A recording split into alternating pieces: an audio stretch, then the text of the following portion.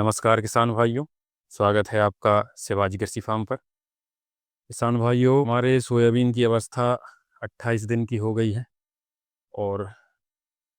अब हम second spray करने वाले हैं। आज उसके बारे में बात करेंगे और हम ऑब्जर्व कर रहे हैं कि दूसरे स्प्रे में कौन कौन सी दवाइयों का इस्तेमाल करना है। तो कल हमने इसमें खरपतवार नाशक का इस्तेमाल कर लिया है, क्योंकि पहले खरपतवार दिख नहीं रहे थे, लेकिन ये बतर पड़ने के बाद जब हमको जैसे ही खरपतवारों की संख्या ज़्यादा मात्रा में देखने को मिली, तो हमने अब इसमें खरपतवार नाशक का स्प्रे कर दिया है। खरपतवार नाशक का स्प्रे करने के बाद फसल को एक झटका लगता है और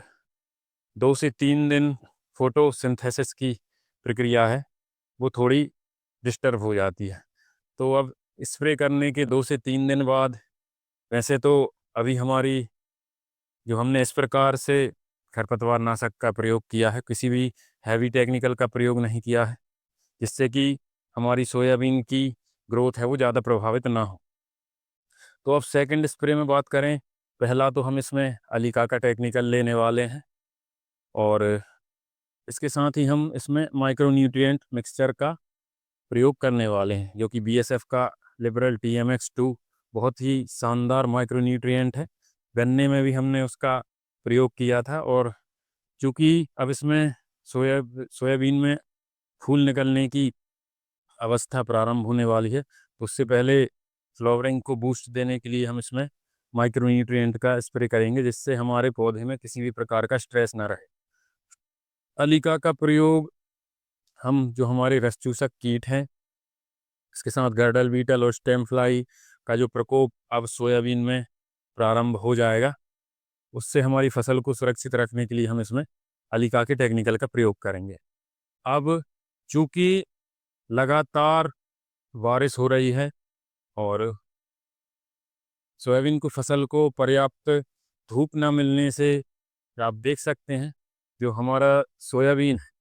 लगभग 1 महीने की इसकी अवस्था होने को है, लेकिन इसने जो है पर्याप्त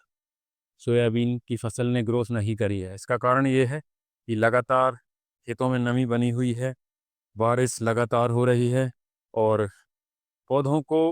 भोजन बनाने के लिए पर्याप्त धूप नहीं मिल पा रही है। ऐसी अवस्था में वैसे तो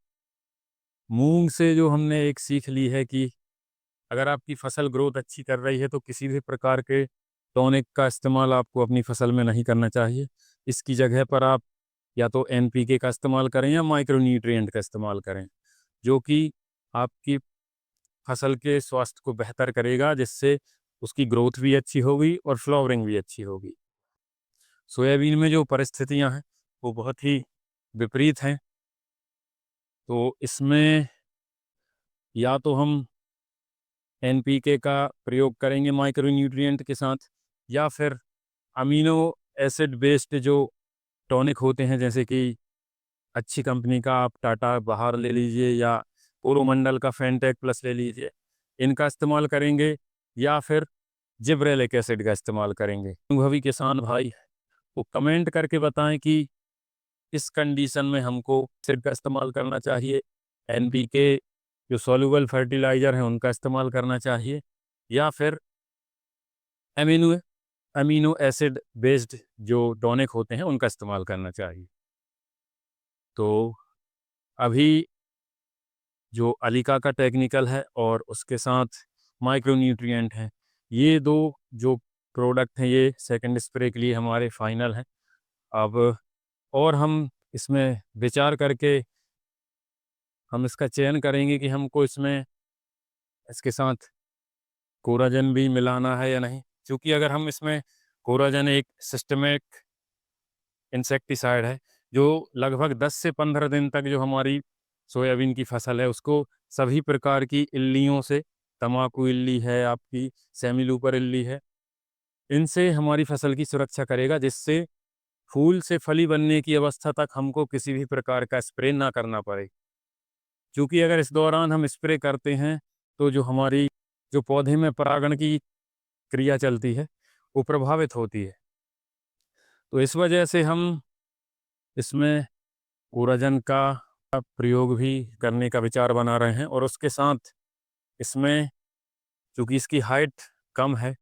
तो इसकी ग्रोथ को बढ़ाने के लिए gibberellic acid, NPK, soluble fertiliser या फिर अमीनो एसिड बेस्ड जो टॉनिक हैं, उनका प्रयोग करने का विचार बना रहे हैं। तो जैसे ही हम हमारे खेत में सेकंड स्प्रे करेंगे, वीडियो के माध्यम से आपको जानकारी प्राप्त हो जाएगी कि हम सेकंड स्प्रे में क्या-क्या इस्तेमाल करने वाले हैं। आप भी अपनी फसल में फसल की कंडीशन के अनुसार अपनी दवाओं का चयन करें, जिससे कि आपकी सोयाबीन की फसल में पर्याप्त ग्रोथ और फ्लावरिंग आ सके। इसी तरह खेती से जुड़ी जानकारी के लिए हमारे इस यूट्यूब चैनल को सब्सक्राइब कर लें और बेल आइकन को भी प्रेस कर दें, जिससे कि आने वाले वीडियो की नोटिफिकेशन आपको मिलती रहे। धन्यवाद।